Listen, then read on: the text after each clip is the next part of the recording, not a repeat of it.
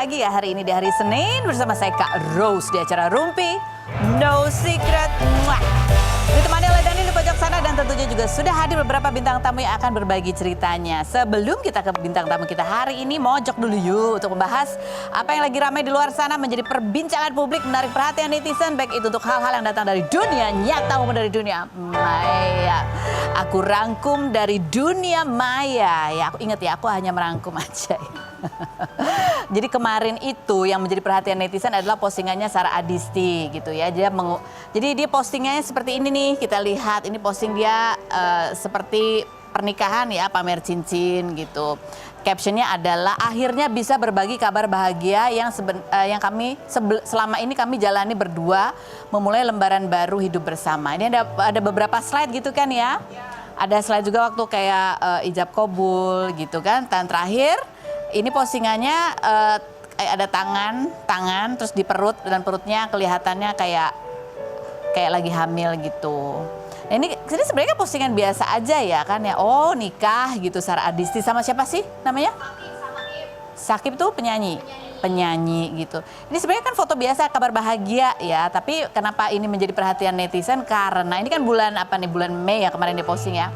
Di bulan Maret itu sempat beredar kabar isu tentang Sarah Adisti karena dia tiba-tiba berhenti dari sebuah produksi sinetron yang dia lagi syuting. Nah, mengikuti kabar dia berhenti dari sinetron itu adalah karena dia lagi hamil, gitu, iya kan? Tapi ya terus akhirnya ternyata tiba-tiba dia posting foto itu. Nah, di foto itu kan nggak tertulis sebetulnya kapan itu kejadian pernikahannya, ya toh, sehingga banyak komentar netizen yang ya mulai berandai-andai dan berspekulasi. Kita bacain ya. Nih, viral artis apa tadi beritanya? Nih di berita di bulan akhir Maret sama April ya. Viral artis inisial AZ diisukan hamil, nama Adisti Sarah terseret gitu. Terus apalagi tadi yang selanjutnya? Oh, ini adalah postingan netizen ya. Yang dia membela Sarah Adisti, bunyinya gini. Jangan biasain komen-komen orang langsung dengan hujatan. Kalian lihat dong caption di IG Sarah. Sarah juga post foto nikah yang masih ada kakeknya. Sedangkan kakeknya Sarah udah meninggal September 2025. Jadi Sarah itu udah lama ya nikahnya guys. Baru di-upload karena kemarin belum saatnya. Kalian yang kemarin bilang kenapa Sarah difitnah, dia nggak klarifikasi aja. Wajar dia nggak klarifikasi. Dia ingin waktu aja yang menjawabnya. Dan sekarang kalian tahu kan. Jadi kalau menurut netizen ini nikahnya udah tahun lalu. Soalnya di foto itu ada foto yang kayaknya itu kakeknya. Coba sih foto mana yang dimaksud, ini foto yang dimaksud ya. Ini kakeknya yang rambutnya putih gitu dan ini kakeknya itu meninggalnya di September 2025. Jadi kemungkinan pernikahannya itu sebelum bulan itu. Tapi ada juga netizen akhirnya jadi kepo juga membandingkan. Ini aku hanya merangkum ya. Ini netizen ini kakeknya Sarah Adisti, ada yang bilang gini, kok rambutnya yang di foto itu jadi lebih putih gitu. Ya, terus ada lagi netizen lagi yang komentar lagi, coba kita baca komentar netizen. Akad mereka tanggal 26 April 2026 di tempat kediaman mempelai wanita di Bintaro. Info E1 yang berarti sangat valid ya guys, sekian katanya gitu. Ini info valid tapi netizennya yang memposting adalah xxzh. Namanya puyeng ya. Followernya berapa tuh? Tapi kita tahu lah. Oke. Nah, apalagi yang memperkuat ini adalah ketika di foto keluarganya itu kan ada pakai baju batik. Nah, beberapa hari yang lalu nih kan adiknya Sarah itu memposting konten. Kontennya kapan? Tanggal April nih, postingannya 26 April ya kan. Sama seperti tadi info netizen tadi ya, menikahnya 26 April. Bajunya sama gitu, jadi dugaannya oh ini habis acara kawinan terus bikin postingan TikTok gitu. Mungkin, ini spekulasi netizen again ya. Apalagi kemudian postingannya mamanya Adisti Sarah 2 hari yang lalu, jadi sebelum Sarah posting ya. Itu juga membuat orang jadi bertanya-tanya karena postingannya bunyinya adalah seperti ini. Dengan lagu background Kunto Aji judulnya Rehat. Pada akhirnya yang paling berharga bukanlah hidup yang sempurna, melainkan hati yang tetap mampu mencintai, memaafkan, dan bersyukur dalam keadaan apapun. Kayak gitu. Ya sebenarnya ini postingan biasa aja sih, tapi kalau disambung-sambungin jadi kayak, kenapa postingnya begini gitu kan. Kok gloomy kan harusnya happy gitu. Apalagi kakaknya Sarah ya, Adisti Sarah juga postingnya seperti ini, di thread. Mending belain negara dah katanya gitu. Jadi bingung kan, terus netizen komennya di bawah juga gitu lagi bunyinya. Apa sih?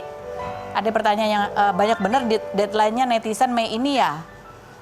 Oh, deadline-nya netizen Mei ini ya. Yang berikutnya komentarnya, ya udah biarin aja, yang penting Sarah udah nikah, udah bahagia bersama suami, hebat amat lo pada, katanya gitu. Yang berikutnya ada lagi komentar, ku yang late post, kenapa kalian yang heboh kalau aku jadi Zara gitu. Jadi masih ada yang, oh ini kayaknya late post lah, udah nikah gitu, udah nikah. Jadi ya nggak apa-apa kalau dia hamil, memang wajar kan udah nikah gitu kan. Nah, terus ada beberapa komentar netizen yang di-like sama mamanya Zara, itu yang menjadi problem. Kenapa ini di-like sama mamanya Zara? Sebenarnya di-like atau ditandain ya?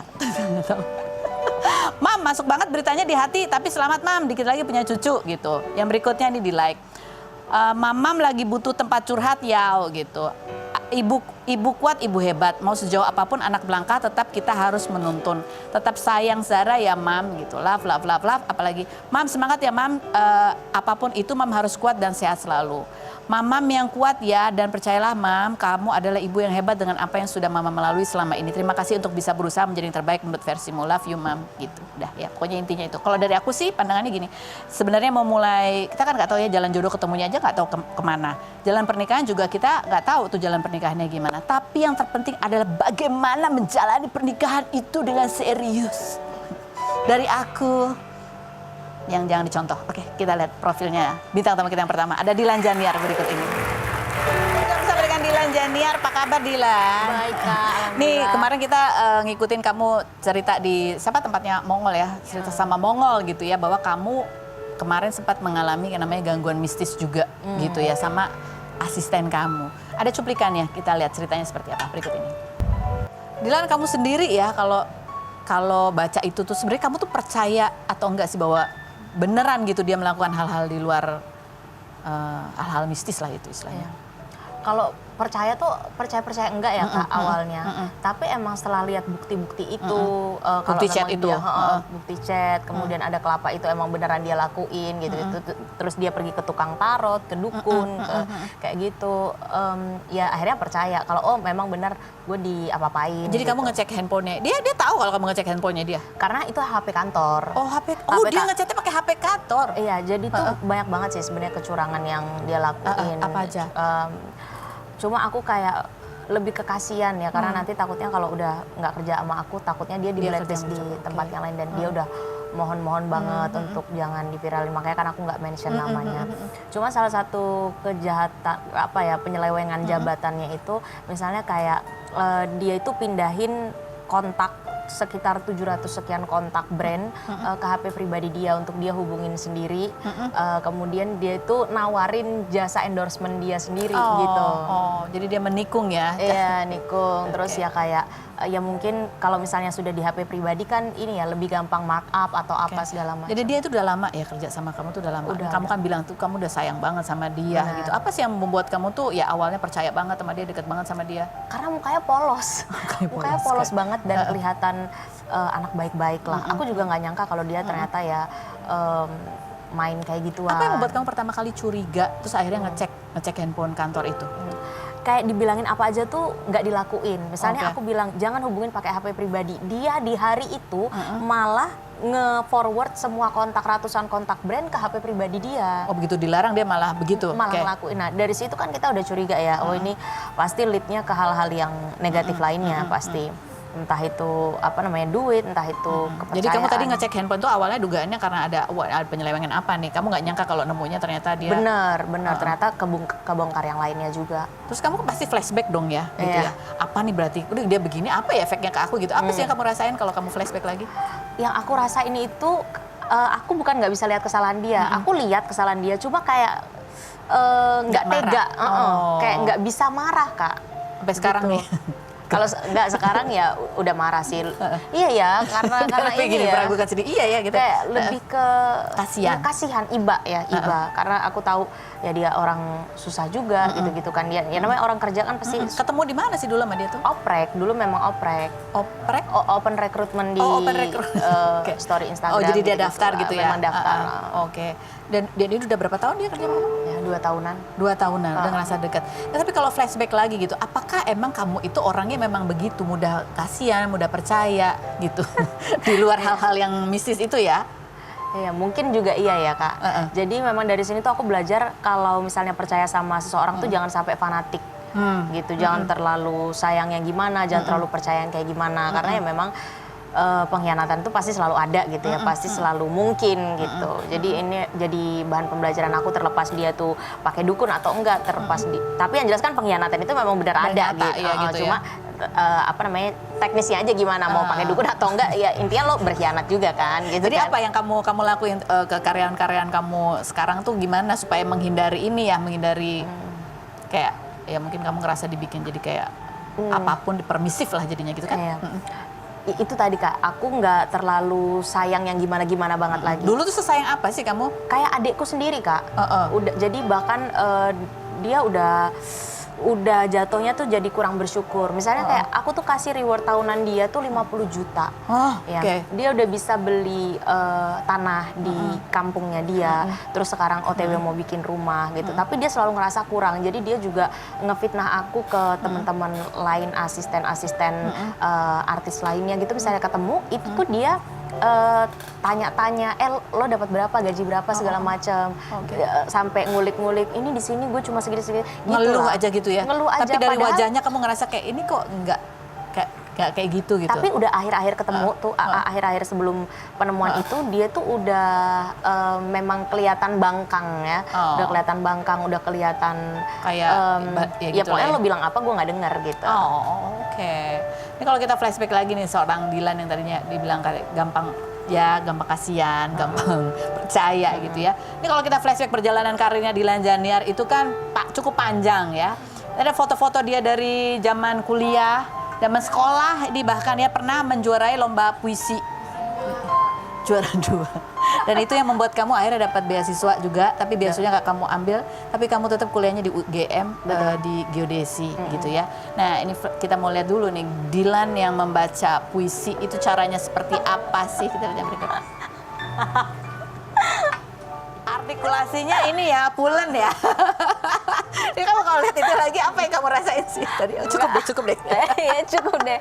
Lebih ke ini ya, panik ya, panik. Tapi benar, kamu tuh sebenarnya nggak pernahnya, tapi kamu ikut itu karena ngincar hadiahnya supaya bisa beli handphone. Enggak, malah justru itu dipilih sama sekolah. Sekolah, ya. Dan memang waktu itu harus seperti itu. Ngerti gak sih? Iya. Emang gaya baca puisi kayak gitu kan? Iya. Juara 2 loh tapi. Iya, nasional. Keren banget. Jadi berarti kamu emang baca puisi emang sering? Enggak? Atau gimana? Baca puisi ya kalau dalam rangka persiapan itu ya sering. Tapi sebelum-sebelumnya? Aku bukan real seniman gitu ya, bukan yang kayak gitu sih. Kamu dipilih karena kamu berprestasi. Di sekolah termasuk menonjol lah prestasinya gitu. Oke, sekarang kita mau challenge ya. Itu kan di zaman dulu waktu sekolah SMA itu ya. Sekarang kita challenge dia membaca puisi. Kan kita sudah siapkan puisinya. Tolong kamu bacakan seperti yang tadi. Ya Allah, takut banget. Sambil berdiri. Puisinya judulnya adalah Veronica Bluetooth. Lu kenal Veronica kok? Di depan sini. Veronica yang harus gaya yang kayak tadi, Tahu kan lagu Lu Kenal Veronica kok? Itu. Asam ngakak banget ini. Oke.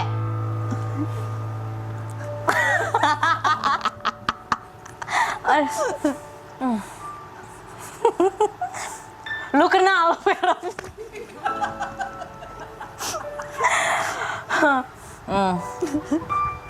Lu kenal Veronica kok?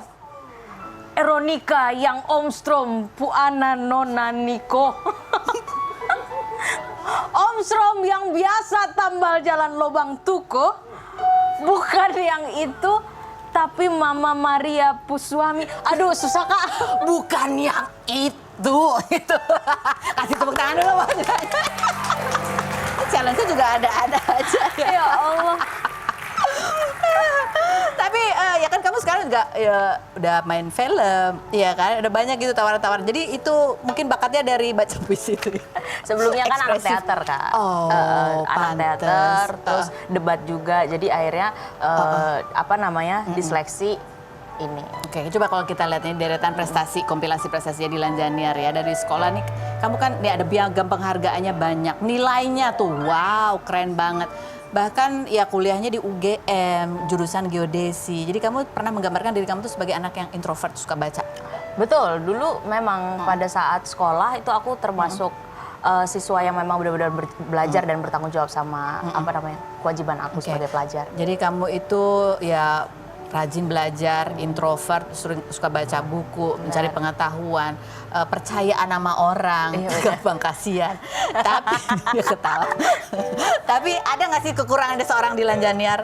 Ya itu nggak sih yang gampang sayang, gampang iba Kasihan. gitu ya. Terus kalau apalagi kalau ketemu cowok gampang terbuai. Kalau sekarang udah enggak sih. Sekarang udah enggak. Tapi ya itu setelah pelajaran cowok ya kan, terus karyawan ya kan, ya mungkin nextnya ada pelajaran lain. Tapi dari yang kejadian yang cukup pahit ini, ya jadi pribadi yang pasti lebih baik kan. Pasti harapannya gitu. Oke. Enggak, tapi aku mau flashback dulu ya soal yang kamu pengalaman buruk dengan cowok-cowok itu yang kamu pelajarin apa sih? Apa yang akhirnya kayak ini nih yang membuat aku tuh gampang percaya gitu kali ya sama cowok? Ada nggak? Aku tuh sebenarnya jatuh cinta lewat iba, itu sih yang bahaya. Jatuh cinta lewat iba. Betul. Jadi kasihan itu sebenarnya Itu senjata utama banget dan memang sekarang aku harus lebih mengelola iba itu jadi rasa kasih sayang yang terukur gitu ya. Oke. Ibanya tuh misalnya ya, buat kamu iba tuh kalau ngelihat apa sih gitu?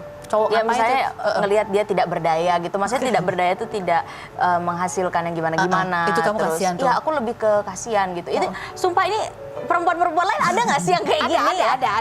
Mental providernya tuh kenceng banget gitu. Mental provider. Aku bingung juga deh kenapa ya? Ya ada. Ya kenapa kamu nggak flashback dari dulu? Mungkin kamu dididiknya mandiri kali, Kak. Iya betul. Dan setelah itu jadi kayak ngelihat orang yang lemah tuh bawaannya pengen ditopang, Pengen melindungi gitu ya. Iya. Kalau kamu sendiri kalau sama bapak gitu di rumah, dididiknya gimana? Keras, Oh, keras. memang keras. Keras, disuruh mandiri gitu. Iya benar. Jadi setelah kamu flashback, cowok-cowok kamu tuh rata-rata gitu? Enggak sih, kalau rata-rata enggak, cuma yang terakhir ini kan memang. Yang terakhir. Yang sebelum-sebelumnya? Yang sebelum-sebelumnya Itu juga jalur iba juga atau enggak sih, enggak ya Biasa cinta aja. monyet sih, Cinta lebih monyet aja. Ke depan nih, ada nggak yang mendekati kamu dan kamu kayak mulai kayak, wah radar ibaku mulai muncul. radar iba. Ada nggak? Tapi itu benar-benar harus diolah sih. Itu Harus mungkin diolah. banyak juga perempuan yang merasakan hal demikian Iya, ya Kak. iya. Apalagi perempuan-perempuan yang zaman sekarang mungkin punya usaha apa dia secara finansial udah stable.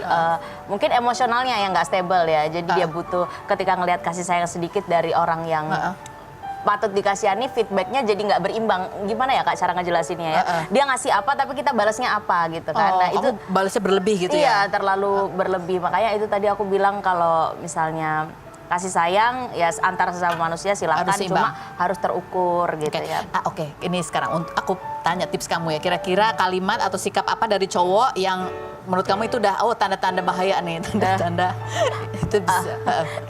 Kalimat dari cowok, Kalimat tanda-tanda atau sikap apa yang kayak, aduh ini tanda-tanda bahaya nih gitu. tanda-tanda bahaya Bisa untuk memancing iba kamu dan efeknya jadi nggak bagus. memancing iba tuh kayak biasanya mereka yang ya memang misalnya kita bilang apa ya itu kan kamu begitu, kalau aku kan kondisinya kayak gini, gitu-gitulah ya. Mereka ya, kamu yang enak kalau aku kan begini-begini itu kamu ya, gampang kasihan gitu. sih kalau gitu. Iya dulu sih seperti itu. Kalau sekarang? Sekarang enggak. Sekarang kalau ada cowok ngomong gitu kamu kan? Iya, aku bantu sebisa aku, tapi bukan itu sebisa aku tuh maksudnya bantu solusi apa ya coba lo cari apa tambahan di mana kayak gitu. Soalnya kamu kalau kamu bantu duit aku langsung enggak dong. Bansos tak.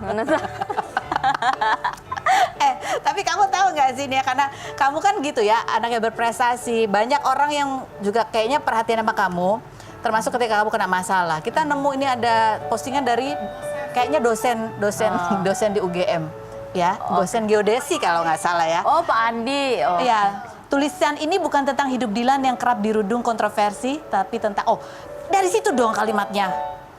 Kalau baca tulisannya Ya puitis ampun, banget loh. Pak Dilan Andi. Janiar sedang viral. Dilan kini makin tenar. Sayangnya kisah yang membuatnya tenar mungkin bukan kisah yang bersinar. Hatinya diiris sembilu yang pasti membuat hidupnya pilu. Saya berdoa dengan tulus untuk perjalanannya melewati kekalutan yang mulus. Bapak ini pasti pintar baca puisi juga. Tapi emang kalau Pak Ade tuh, Pak Andi tuh memang puitis dia. Oh, terus dia bilang gini, tulisan ini bukan tentang hidup Dilan yang kerap dirundung kontroversi, tapi tentang teknik geodesi, tentang ilmu pengukuran bentuk dan dimensi bumi dan benda langit lainnya yang ditekuninya selama tak kurang dari 5 tahun. Ya, Dilan adalah seorang sarjana teknik yang telah berkutat dengan titik, garis, dan luasan untuk menggambarkan permukaan bumi. Wah, ini kayaknya seperti apa? Adek ya buat kamu ya.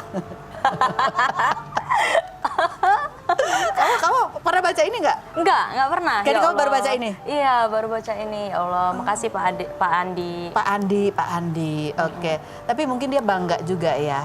Dia ingin menegaskan bahwa di tengah kontroversi apapun yang kamu lalui, kamu itu adalah mahasiswa teknik geodesi, sarjana. Betul. Sarjana. Kenapa sih dulu ngambilnya geodesi? Aneh banget sih. Iya. Jarang soalnya, bukan aneh ya, jarang aja gitu. Betul, karena aku dulu kan namanya orang susah pasti kuliah tuh niatnya untuk cari kerja. Jadi aku cari di Google apa jurusan yang masih sedikit Jarang. peminatnya, tersedianya juga sedikit dan gajinya besar. Dan itu keluarnya teknik geodesi, teknik nuklir, jurusan-jurusan yang menurut aku keren banget.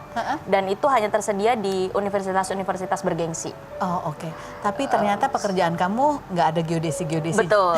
Setidaknya aku udah prepare. Kalaupun dan sebenarnya kan sekolah itu bukan cuma semata-mata Ya, untuk untuk cari cari kerja. duit, tapi lebih ke jalanin logika. Meskipun ketika milih cinta, gak pakai logika ya.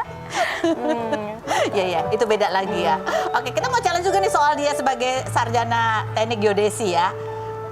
Kita akan meminta kamu kira-kira menganalisa dari bentuk tiang listrik berikut ini, kira-kira ini lokasinya ada di daerah mana. Selain berikut ini jangan kemana-mana, tetap di Rumpi Musik.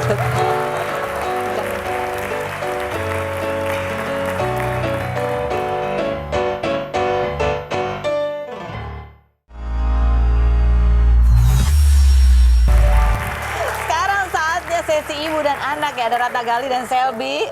Gimana? Selby, di sini ini awal-awal kamu akan aku masukkan ke dalam ruang gelar perkara.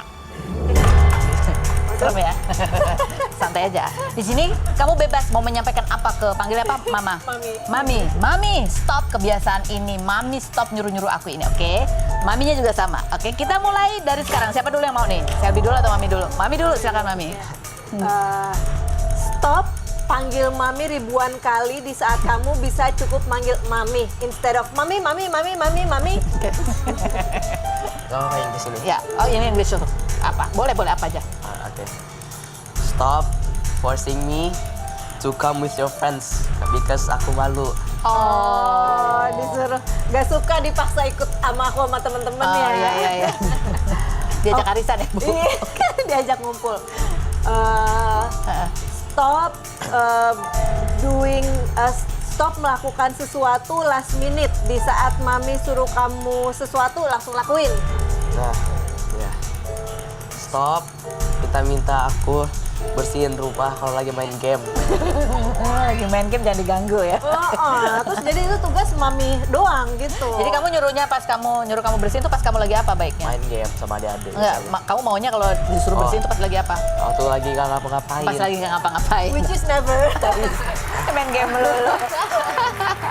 Oke, iya tapi ya walaupun gini ya, ini anak udah makin besar, kamu sempat membagikan momen gimana seorang ibu nih ngelepas anaknya ke pondok gitu ya. Oh, kita lihat dulu seperti apa sih videonya berikut ini. Oh, ibu sama anak laki-laki pertamanya. Gimana Selby, kamu waktu berpisah itu tuh, kamu sedih juga? Sedih. Soalnya kan itu masih awal-awal aku masih di boarding. Oh, awal-awal ya. Iya. Kamu Sedih sempat atau mewek? Kayak aku nggak mau masuk ke boarding lagi. kamu nggak mau masuk ke boarding lagi gitu ya. Iya. Terus kamu sempat homesick gitu nggak sih? Sering. Sering. Aku kayak pengen ke rumah gitu kan. Terus aku kangen keluarga. Kayak pengen stop boarding terus kayak live normal life kayak biasa gitu loh. Oh. Tapi sekarang kayak biasa-biasa aja sih. Oh, sekarang udah biasa-biasa aja. Sempat nanya nggak ke mami sama ke apa ayah, apa papi? Tanya apa? Nanya, kenapa sih aku harus boarding? Ya sering waktu itu awal-awal aku masuk boarding aku suka tanya, Mi kenapa sih aku masuk boarding? Aku nggak suka di sini. Teman-temannya kayak gini banget. Tapi sekarang kayak ya udah aku udah terima gitu di boarding. Aku nggak apa-apa teman-temannya nggak apa-apa sih, aku sekarang udah baik sama teman aku, terus banyak yang deket. Terus suka sering mabar juga kalau liburan biasanya. Jadi sekarang udah punya teman ya, udah ngerasa biasa aja. Tapi akhirnya kamu ngerti nggak sih kenapa kamu dikirim ke pondok? Iya ngerti lah. Apa tuh? Kan aku sebentar lagi nanti kuliah di luar negeri, terus nanti aku harus kayak fondasi Islam gitu. Terus aku harus kayak bisa ngatur time management untuk sholat, baca Quran, yang lain-lain juga kan aku harus itu. Oke, jadi fondasinya gitu ya, karena kamu Iya. tahu nanti ke depannya, kamu nggak tahu nih kuliahnya di mana, bisa jauh, bisa apa, tapi bekal agama, Iya. kamu tahu ini penting buat kamu gitu ya. Wah, aku mau nanya nih, ya, setiap orang tua kan pasti ingin memberikan bekal yang terbaik buat anak gitu.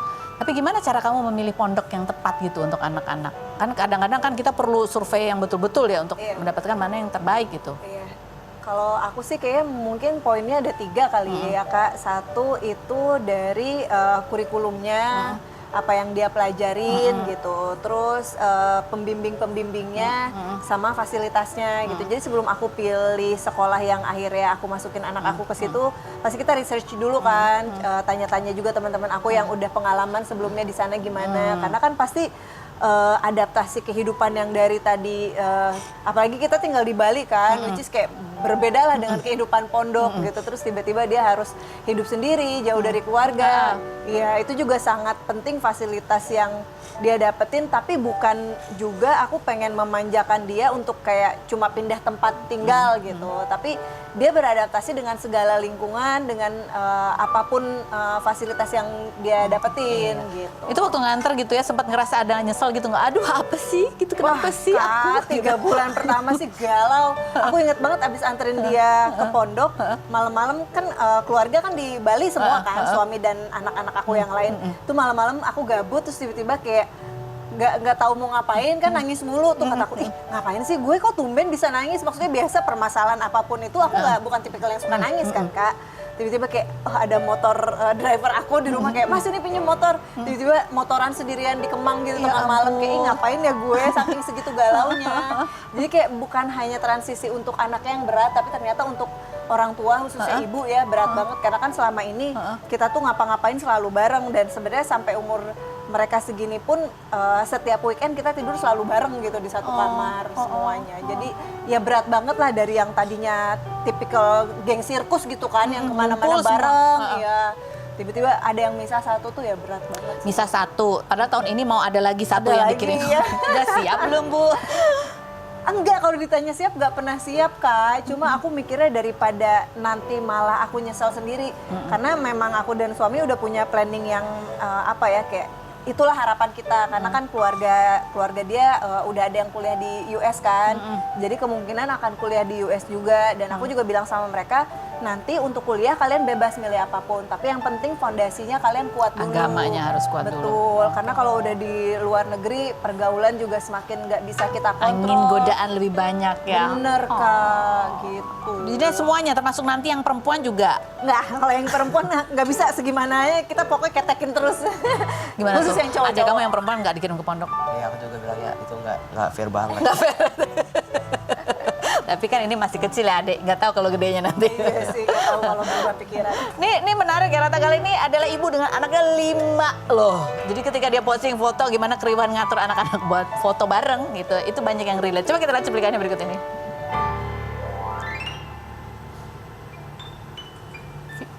Videonya mana? Mana malu weh?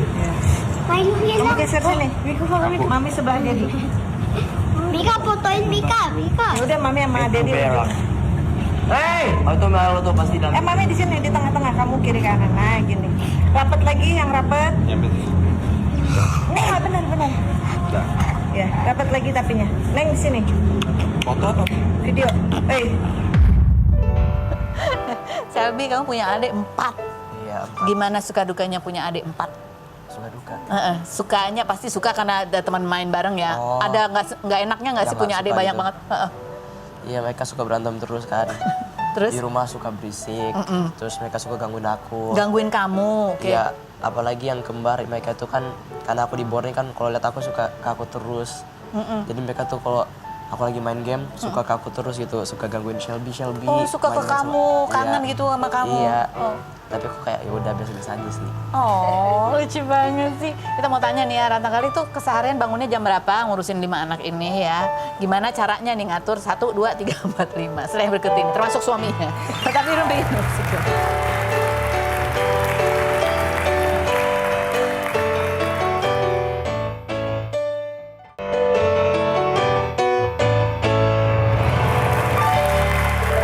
Baik, kita sudah bersama dengan ibu-ibu nih. Hari ini kita sama ibu-ibu, anaknya istirahat dulu ya. Tapi aku mau nanya, nih kamu dengan anak 5. Iya. Gimana ngatur waktunya? Kamu bangun jam berapa ya? Pasti subuh. Hybrid. Hybrid. Iya. Bali Jakarta lagi. Aku sebenarnya bukan morning person, Kak. Jadi kayak aku dapat dinas malam, nanti suami dinas pagi. Cuma kalau bangun tidur dan lain-lain tuh pasti kan pagi-pagi aku nyiapin anak dulu kan. Tapi once mereka udah berangkat aku bobo lagi. Oke, bobo lagi. Gitu. Terus misalnya, tapi kamu nganter anak sekolah atau enggak? Depend, kadang ngantar, kadang enggak. Cuma yang pasti sih kegiatan kita kalau jemput pulang sekolah itu kita. Oke. Tapi kalau pagi-pagi enggak tergantung. Hal yang paling hektik ketika ngurus anak 5 tuh pada saat momen-momen apa tuh biasanya? Mau berangkat sekolah, mau makan, menyiapin mereka makan, pulang sekolah, momen tidur, ya pada dasarnya semuanya ya. Ibu tidur tuh apa satu-satu di atau Iya, ngumpul kayak aja semua? disuruh tidurnya itu. Oh, Kak. disuruh tidurnya susah ya. Iya. Jadi check-in satu-satu. Iya, satu-satu. Oh, oke. Sekarang hybrid karena yang lain pakai video call kalau kamu lagi di Jakarta, yang lain di Bali. Iya, kalau kayak sekarang aku di Jakarta, ya gimana pun kan walaupun ada bapaknya, tapi kan tugas domestik kan tetap ibu kan. Iya. Jadi kayak makan aku video call, mau tidur video call, berangkat sekolah video call gitu. Terus Make bapaknya dapat waktunya kapan nih? Dapat aja lah. Malam-malam kan pasti dapat. Tapi kan waktu sekolah mereka panjang Kak, dari pagi sampai jam 3 ya. Udah itu aku berdua doang sama suami. Oh, oke. Nah, sekarang kita mau nanya pendapat kalian ya tentang apa sih podcast All Pelakor. Iya, soal pelakor. Berdua nih kita mau tanya pendapat kalian tentang pelakor. Dari sisi apa sih sebenarnya pertanyaannya? Coba kita lihat dulu videonya. Oke, pertanyaannya. Kalau kalian lihat soal pelakor nih ya. Itu kadang-kadang suka atau baca berita atau apapun gitu ya. Itu suka men-trigger kalian nggak sih? Kalau Dilan, kamu ke-trigger nggak kadang-kadang kalau baca berita atau apa gitu?